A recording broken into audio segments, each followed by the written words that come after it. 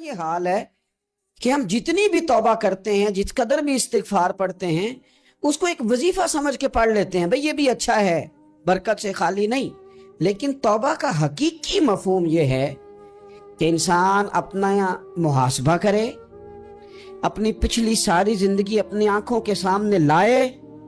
اگر وہ سمجھتا ہے کہ اس حال میں مر گیا تو میرے لیے مشکل ہوگا منہ دکھانا اللہ رسول، تو پھر وہ فوراً سے پہلے اپنے گناہوں سے رجوع کرے اور اللہ کے حضور توبہ کرے۔ جب تک اعتراف جرم نہیں ہوگا اتنی دیر تک غلطیوں کی تربیت ہو سکتی۔ دیکھو کیا کہتے ہیں، ربنا ظلمنا انفسنا، اللہ ہم نے زیادتی کی ہے اپنی جانوں پر، وَإِن لَمْ تَغْفِرْ لَنَا، اگر تو نے معاف نہ کیا، وَتَرْحَمْنَا، اور ہم پر رحم نہ فرمایا، لَنَكُونَنَّ مِنَ الْخَاسِرِينَ، پیچھے تو جو ہونا تھا وہ ہو گیا، اور اگر آئندہ بھی کرم نوازی نہ ہوئی تو ہم تو نقصان والوں میں ہو جائیں، نقصان تو بڑھے گا، روز گھاٹے میں جائیں گے۔ ہم جب تک تسلیم نہیں کرتے، اعتراف اپنی زندگی میں پیدا کریں، اعتراف اپنی چیزوں میں اگر بہتری چاہتے ہیں، آنے والے وقت کو عمدہ کرنا چاہتے ہیں، ہم سمجھتے ہیں کہ چلو ماضی اور حال کے ساتھ جو ہوا سو ہوا، مستقبل ہی ٹھیک ہو جائے، اس کے لیے اپنے ماضی اور حال کی کمزوریوں کو تراشنا پڑے گا، غور کرنا پڑے گا، پھر یہ معاملہ آگے جائے گا۔ میرے بھائی، اپنی زندگی میں ہم سے جو کمیاں رہ گئی، پتہ ہے اللہ تعالیٰ نے توبہ کا دروازہ ہر وقت کھلا رکھا ہے، اور فرمایا لا تقنطوا من رحمت اللہ، تم نے مایوس نہیں ہونا، ان اللہ یغفر الذنوب جمیعا، اللہ تمہارے سارے گناہ ہی معاف کر دے۔ کرنے کا کام یہ ہے کہ چلو آج سے ہی صحیح، چلو ابھی سے صحیح۔ بہت ضعیف العمری میں، بڑھاپے میں آ کے بھی لوگوں نے خیر کا رستہ اختیار کیا تو اللہ کی رحمت نے آگے بڑھ کے استقبال کیا۔ چلیں کسی وقت بھی، کیا کہتے ہیں، صبح کا بھولا شام کو گھر آ جائے تو بھولا، چلو گھر تو پہنچ گیا ہے نا، اپنے گھر آ گیا، اب کہاں بھولا ہے۔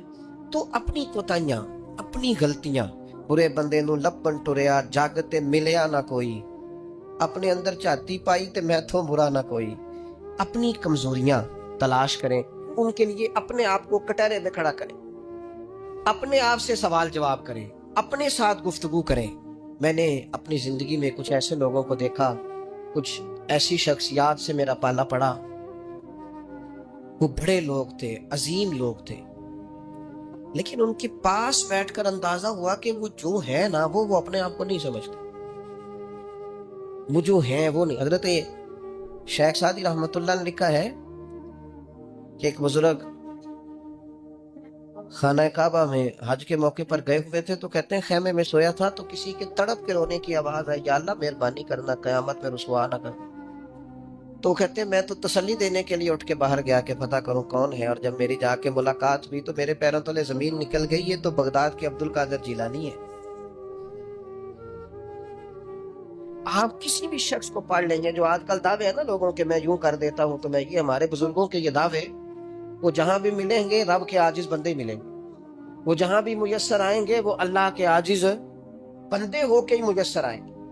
احساس ان کے دلوں سے اپنی کمزوریوں کا کبھی گیا؟ ہمارے اندر یہ احساس نہیں، بڑھوتری کا احساس۔ لوگوں سے ملاقاتیں ہم کرتے ہیں تو ہم یہ تھوڑی چاہتے ہیں کہ ہم ان سے کچھ حاصل کریں، ہم تو بڑی ساری جگہوں پہ اپنا آپ دکھانے بتانے کے لیے پہنچتے ہیں۔ اپنی زندگی میں اپنی غلطیوں کو ڈھونڈیں۔ جس کا بیٹا اس کے سامنے تلخ بولتا ہے اور پھر رات کو وہ بستر میں منہ دے کے روتا ہے، وہ کیوں نہیں مان لیتا کہ اسے غلطیاں ہوئی ہیں؟ وہ ایک دفعہ اپنے بستر میں منہ دے کے یہ کیوں نہیں سوچتا کہ کبھی اس کے ابا جی بھی کہا کرتے تھے بیٹا میں تیری طرف سے تکلیف میں؟ کیوں نہیں تسلیم کرنے کو تیار کہ میں اسے کسی کے سپرد کر کے نا تو چچا کے ساتھ اسکول چلا گیا اور میں دوستوں کے ساتھ کھانے کھانے چلا گیا تھا، میں نے اپنے بچوں کو وقت ہی نہیں دیا۔ یہ کوتاہیاں ہم کب تسلیم کریں گے؟ چھوٹا آدمی ہوں اور کمزور ہوں، کوئی ایسی بات نہیں کرنا چاہتا، لیکن میرا دل کرتا ہے ادب سے عرض کروں کہ دین کے دعوے کرنے والوں تم سے غلطیاں ہوئی ہیں، ممبر و محراب کے وارثوں تم سے کوتاہیاں ہوئی ہیں، مسند ارشاد پر بیٹھ کر پیری مریدی اور اچھے اسباق پڑھانے والوں تم سے خطائیں ہو گئی ہیں۔ تم نے قوم کو جس تعویذ گنڈے پہ لگایا تھا، تم نے قوم کو جو چیزیں خود سے سکھائی تھیں، تم نے کیوں نہیں بتایا کہ ہم تو ناقل ہیں، اللہ کے عاجز بندے ہیں، قرآن و سنت پڑھیں گے اور تمہیں سنا دیا کریں، ہم تو صرف ناقل ہیں، یہاں سے نقل کر کے تم تک پہنچانے والے۔ ہم تو تمہیں خیر بتائیں گے، اللہ کی بارگاہ کا رستہ دکھائیں، تم نے کیوں نہیں اس کو سمجھا؟ ہم اپنی کوتاہیاں کب قبول کریں گے؟ ساری غلطیاں سیاستدانوں کی تو نہیں ہوتی۔ پتا تھا ووٹر سپورٹر کو کہ یہ پہلے کس پارٹی میں تھا، اس کو پتا تھا کہ اس کا اعتبار نہیں ہے، خدا جانے جیت کے بھی کس پارٹی میں جائے گا، پتا تھا۔ تو کیا یہ کوئی دھندا ہے؟ کیا یہ کاروبار ہے؟ کیا آپ جانتے بوجھتے ہوئے اپنے ہاتھ سے زہر کھائیں اور بعد میں کہیں کہ میری انتڑیاں کٹ کے باہر آ رہی ہیں، تو جب کھایا تھا تو یہ تو ہوگا سارا کچھ۔ ہمارے کچھ دوست ہیں محبت کے ساتھ رمضان میں کچھ اپنی بساط کے مطابق جو ہمیں نظر آتا ہے کہ یہ ہمارے جاننے والوں میں کوئی غریب آدمی ہے، تو بڑی معمولی سی چھوٹی سی خدمت ہم کرنے کی کوشش کرتے ہیں۔ تو میں یہ 1-2 دن پہلے عصر کی نماز کے لیے سیڑھیاں چڑھ رہا تھا مسجد کی، تو ایک بوڑھے نے مجھے آواز دے کے کہا حضرت جی السلام علیکم۔ اور پھر غریب آدمی تو وہ بات بھی کرتا ہے تو اس کے لفظ بھی کانپتے ہیں۔ میں نے کہا کہ آپ کیا کوئی پریشانی ہے؟ کہنے لگے وہ جڑا رمضان چ راشن لبدا ہے پہلے نہیں لب سکتا۔ تو میں ان کا بازو تھام کے ان کو بولنے بھی لے گیا۔ میں نے کہا پریشان، ان کے آنسو بے اختیار ٹپ کے کہنے لگے منڈے دی کل 40,000 تنخواہ ہے تے 34,000 گیس دا بل آ گیا۔ اب یہ ہے کہ اس کو مینج کرنا۔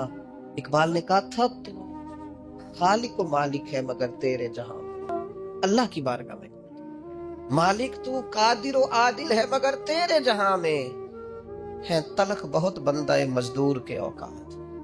اللہ تیری حکمتیں ہیں تو ہی بہتر جانتا ہے، ضرور کوئی حکمت ہوگی لیکن بعض لوگ تکلیف میں آئے، کیسے مینج کریں؟ کیوں نہیں اپنی غلطیاں مانتے؟ ہم نے غلط لوگوں کو سپورٹیں کی ہیں۔ ہم نے بس یہ دیکھا ہے کہ وہ میرے گھر آیا ہے، مجھے بھی چودھری مانتا ہے چھوٹا سا، لہذا پیچھے لگ گئے۔ کون اشک شوئی کرے؟ اور پھر یہ تو میں نے ایک مثال دی ہے نا، یہ جانے کس کس کے ساتھ یہ معاملہ ہے اور کس کس انداز میں یہ معاملہ ہے۔ میرے عزیز، اعتراف جرم، اپنی غلطی کا احساس، یہ نعمت اگر ہمیں میسر آئے، کسی بھی سیاسی جماعت کا کوئی آدمی بھی ٹی وی پر آتا ہے اور وہ جب انٹرویوز دینے شروع کرتے ہیں تو کیا ہر پارٹی کا سربراہ معاذ اللہ معصوم ہے؟ ان سے غلطیاں نہیں ہوتی؟ کیوں نہیں آپ اعتراف کرتے کہ یہاں ہمارا لیڈر بھی بولتا ہے، خطا کرتا ہے؟ کیوں آپ اخلاقی جرات کا مظاہرہ نہیں کرتے؟ آپ اس طرح دفاع کرتے ہیں کہ جیسے اس میں کوئی کمی ہے ہی نہیں۔ ہمارے اسا فرمایا کرتے تھے خدا بننے کا شوق نہ پیدا کرو، انسان رہو، رب نے تمہیں انسان بنایا، وہ تمہیں انسان دیکھنا ہی پسند فرماتا ہے۔ یہ کیا تم نے دعوے شروع کر دیے غلطی کوئی نہیں ہوتی؟ یہ کیسے ہو سکتا ہے وہ غلط فیصلہ کرے؟ آپ مانیں بندے کی توبہ اللہ کا قبول کرتا ہے۔ مشکات میں حدیث ہے سیدہ عائشہ صدیقہ سے، حضور فرماتے ہیں ان العبد اذا اعترف، یہ لفظ ہے سرکار کے، اس پر غور کی، فرمایا بے شک جب بندہ اعتراف جرم کرتا ہے رب کی بارگاہ میں بیٹھ کے، وہ مان جاتا ہے یا اللہ یہ مجھ سے بھول ہو گئی، میں نفس کے ہاتھوں مجبور ہو گیا، یہ مجھ سے غلطی ہو گئی، شیطان نے بس ان العبد اذا اعترف، بے شک جب وہ رب کی بارگاہ میں اعتراف جرم کرے، ثم تابا، پھر توبہ کرے، تو تاب اللہ علیہ، اللہ فوراً اس کی توبہ کو قبول فرما لیتا ہے۔ لیکن وہ اعتراف جرم ہی نہ کرے، وہ اپنی خطائیں ہی تلاش نہ کرے، وہ کسی جگہ ماننے کو تیار نہ ہو۔ اعتراف کرنا یہ اعلیٰ درجے کے لوگوں کا کام، مان جانا یہ بلندی اخلاق والے لوگوں۔ ہم سے کوتاہیاں ہو گئی، میں آپ کی خدمت میں ادب سے عرض کروں گا، زندگی میں بہت ساری چیزوں سے پرہیز بڑا ہی ضروری ہے، اس لیے اپنی ذات کے طواف سے پرہیز بھی بڑا ہی ضروری ہے۔ اپنی ذات میں الجھ کے زندگی نہیں گزارتی، میں سمجھدار ہوں، میں بڑا سمارٹ ہوں، اور دیکھو میری تدبیر سے میرا نظام بڑا اچھا چل رہا ہے، میری حکمتیں بڑی کامیاب جا رہی ہیں، دیکھو میں نے جو سوچا تھا اس کے مطابق منصوبہ بندی ٹھیک ہے، میں کئی لوگوں پر سبقت لے جا چکا ہوں، میں آگے بڑھ چکا ہوں۔ یہ ذات کا طواف ہے۔ اپنی ذات کے طواف سے نیچے اتر کر سوچ لیں اور 2 چیزیں اپنے ذہن میں بٹھا لیں، طے کر لیں، زندگی روحانیت کی طرف بڑھنے لگی۔ ایک یہ چیز اپنی ذہن میں بٹھا لیں کہ میرے اندر زندگی میں جو کمیاں کمزوریاں رہ گئیں وہ میری وجہ سے، اور اگر کوئی خیر ملی ہے تو وہ محض اللہ کے فضل کی وجہ سے، میری طاقت کے سبب کچھ نہیں ہے، محض فضل الہی۔ یہ 2 چیزیں جب بندے میں پیدا ہوتی ہیں تو اس کی روحانیت مضبوط ہوتی ہے۔ ورنہ تو اپنی ذات کے چنگل سے لوگ آزاد ہی نہیں ہوتے۔ اعتراف حضرت ماعز بن مالک رضی اللہ تعالیٰ عنہ نے آ کے عرض کی حضور بہت بڑا جرم ہو گیا۔ نبی کریم نے توجہ ہی نہیں کی، پھر عرض کی حضور بھول گیا تھا۔ سرکار نے رخ پھر عرض کی حضور بھول گیا تھا۔ کریم فرمانے لگے کیسی ذہنی الجھاؤ کی بات کرتا ہے؟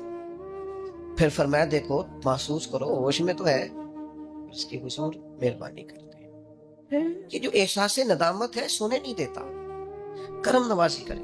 یعنی ایک شخصیت حاضر بارگاہ ہوئی ہے، عرض کی حضور جرم ہو گیا بہت بڑا، سرکار نے توجہ ہٹائی۔ پھر عرض کی حضور بھول گیا تھا، خطا ہو گئی، پھر توجہ ہٹائی۔ عرض کی حضور اگر میرے لیے طہارت کا سامان نہ کیا گیا تو میں بہت بڑے نقصان میں چلا جاؤں گا، کرم نوازی کر دی جائے۔ فرمایا دیکھو لوگو ہوش میں تو ہے؟ یا رسول اللہ بالکل ہوش میں۔ نبی کریم علیہ السلام نے فرمایا لے جاؤ سنسار کرو۔ پتھر مارے گئے، سنسار کیا گیا، اعتراف کیا، مانا، سزا قبول کی، اپنے لیے فیصلہ کیا کہ مجھے سزا لینی چاہیے۔ کبھی سال ہوا، یہاں تک تو معاملہ ان کا تھا، لیکن اس اعتراف پر انعام یہ ملا کہ محبوب نے فرمایا غسل کفن کرو، میں خود جنازہ پڑھاؤں گا۔ نبی رحمت علیہ السلام نے امامت فرمائی، میرے مرنے پہ ہر سو شور مچ جائے گا دیکھو گے، اور کہنے الوداع سرکار خود تشریف لائیں گے۔ اور کسی درویش نے کہا تھا مرن تو پاتو مکھڑا میرا ہو جاوے جے تازہ، پھر سمجھ لینا محبوب میرے نے آن پڑیا جنازہ۔ سرکار نے امامت فرمائی، تدفین ہوئی۔ کسی شخص نے بعد میں کہا اس نے فلان جرم کیا ہے، تو حضور فرمانے لگے چپ کر، تجھے پتا ہے وہ کہاں ہے اس وقت؟ یا رسول اللہ کہاں ہے؟ فرمایا جنت کی نہروں میں گوتے لگا رہے ہیں۔ اور حضور فرمانے لگے اس بندے نے ایسی اعلیٰ توبہ کی ہے کہ اگر میں اپنی ساری امت میں اس کی توبہ ساری امت میں، فرمایا اس کی توبہ اگر قیامت تک آنے والے سارے امتیوں میں بانٹ دوں تو اللہ سب کی بخشش فرما دے گا، سب بخشے جائیں گے اس ایک کی توبہ کی برکت۔ کیوں؟ ہاتھ باندھ کے عرض کی حضور مہربانی کرے، میرے سے یہ غلطی ہو گئی ہے، شفقت کرے، مہربانی فرمائے۔ دوستو اپنی زندگی میں اعتراف والا مزاج تو پیدا کرو یار۔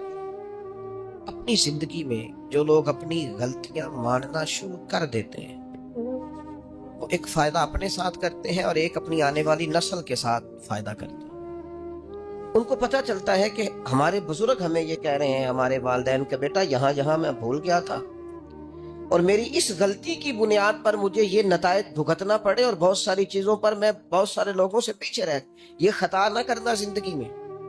لیکن وہ ہمیں اپنی تعریفیں سنانے سے فرصت ملے تو اپنی غلطیوں کی طرف جائے۔ ہمیں آئینہ ہر روز ہمارا ہی حسن ہمیں ہی دکھاتا رہتا ہے، اگر ہمیں کہیں کوئی کمزوری نظر آئے تو تب ہے نا۔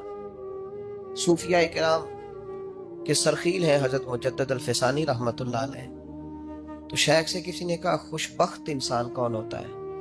مجدد صاحب فرمانے لگے جسے اپنی غلطیاں نظر آنی شروع ہو جائے۔ خوش بخت ہے وہ آدمی جس کو اپنے گریبان میں منہ ڈالنے کا شوق پیدا ہو، خیال آئے تو اس کی تربیت شروع ہو جاتی۔ لیکن جو ہر بات، میں ایک چھوٹی سی بات آپ کی خدمت میں عرض کروں، آپ اس سے اختلاف کر سکتے ہیں، تو میرا تجربہ یہ ہے، میں نے تعلیمی زندگی گزاری ہے، میرا تجربہ یہ ہے کہ جو نہیں نہ پڑھا اپنی وجہ سے نہیں پڑھا، کہے بعد میں وہ کہ جو خاندانی مسائل بڑے تھے، مجبوریاں بڑی تھی گھر کی، کہے جو جس نے کہنا ہے کہے، اور میں یہ بات ماننے کو تیار نہیں ہوں، اس لیے کہ میں نے اپنی زندگی میں دیکھا جنہوں نے پڑھنا تھا نا وہ پارٹ ٹائم جاب بھی کرتے تھے اور پڑھائی بھی کرتے تھے۔ وہ میں خود دوست جایا کرتے تھے، اب تو میں نے کبھی یہ سنا بھی نہیں، لیکن یہ جو لوگ بڑی عمر کے ہیں انہیں پتا ہوگا، آدھی قیمت پر کتابیں مل جاتی تھی اور پھر اس کو جا کے دوبارہ بیچ کے آتے تھے، وہ پھر 25% قیمت ملتی تھی اس کی اگلے سال۔ تو اس طرح سے سمٹے ہوئے خرچوں میں اور اس طرح اخراجات کی کفایت شاری میں لوگ پھٹیوں پر بیٹھ کے پڑھتے رہے، اور بہت ساری مائیں بستہ لے کے دینے کی پوزیشن میں نہیں ہوتی تھی، تکیے کے غلاف میں پہنی ہوئی کتابیں، اور 3 دوستوں نے مل کے ایک چٹائی خریدنے کا پلان بنا لیا، اس پر بیٹھے ہوئے اور پھر ایک دوات کے ساتھ 3 قلم اسی دوات میں ڈبو کر وہ اپنا اپنا کام کرنے والے، اور ایک دوسرے پر احسار بھی کیا جا رہا ہے تو پین میں سیاہی بھرنے کا احسار کیا جا رہا ہے کسی کو دی بھی جا رہی ہے تو کہا تھوڑی کاچی دے دو تاکہ میں بھی اپنی پھٹی کو صاف کر لوں. لیکن یہ پڑھتے پڑھتے لوگ چھوٹی کتابوں پہ پڑھتے پڑھتے انہوں نے بڑے بڑے انقلاب برپا کر دیے. ہم یہ دیکھتے رہے کہ اپنی کمزوریوں کی وجہ سے لوگ پیچھے رہ گئے جو رہ گئے، ورنہ جن لوگوں نے تھوڑی سی بھی توجہ کی اللہ تعالیٰ نے ان کی مدد فرمائی. زندگی میں جو جس مقام پر بھی کھڑا ہے، وہ ابھی بیٹا ہے یا والد بن چکا ہے، وہ ابھی شاگرد ہے یا استاد کے منصب پر فائز ہو چکا ہے، وہ ابھی طالب علم ہے یا عملی زندگی میں کسی شعبے کے ساتھ منسلک ہو چکا ہے، اگر وہ چاہتا ہے کہ اگلی زندگی میں کم از کم ناکام نہ ہو تو پیچھے جو اس سے کوتاہیاں ہو گئی ہیں ان کا اعتراف کرنا شروع کرے. ضروری نہیں اس کے پوسٹر چھپائے اور لوگوں کو بتائے، وہ اپنے آپ سے تو گفتگو کرے، اپنے رب کے حضور تو حاضر ہو کے اپنی غلطیوں کو مانے، وہ تسلیم تو کرے کہاں کہاں اس سے خطائیں رہ گئی، کہاں کہاں اس سے غلطیاں رہ گئی، کہاں کہاں وہ بھول گیا، کہاں کہاں اس نے سمجھنے میں اور اپنا شعور بلند کرنے میں دیر کر دی. لوگوں کا دل کرتا ہے کہ ان کی اصلاح ہو جائے، پر کوئی درد والا ہو، کوئی ایسی بات ہو تو تب ہے نا جی. ہائے ہائے. حضرت عبداللہ ابن مسعود کہنے لگے کاش یہ قرآن پاک پڑھتا. یہ کہہ کے چلے گئے. باہر وہ نکلا نا، جب سارے لوگ باہر نکلے اس معاذ اللہ بری مجلس سے، تو چین گوئیاں ہو رہی تھی کہ آج تو یہاں حضرت عبداللہ ابن مسعود بھی آئے تھے. تو زازان سے کسی نے کہا کہ آج نا حضرت عبداللہ ابن مسعود نے تیری آواز سنی، تیری آواز. تو وہ کہہ رہے تھے کاش اتنی سونی آواز سے قرآن پڑھتا تو مزہ آتا، کاش. وہ کہنے لگا نبی پاک کے صحابی نے میرا نام لیا ہے، گویا ہو کے میرا ذکر کیا ہے. حضرت عبداللہ ابن مسعود نے میرا نام لے کے کہا کہ کاش میں قرآن پڑھتا، اور میرے لیے کہا مصطفیٰ کے صحابی نے. حضور سے قرآن سیکھنے والے کی خواہش ہے کہ میں قرآن پڑھوں. توڑے گئے. کدھر ملیں گے عبداللہ ابن مسعود؟ فلاں فلاں جگہ غسل کیا، وضو کیا،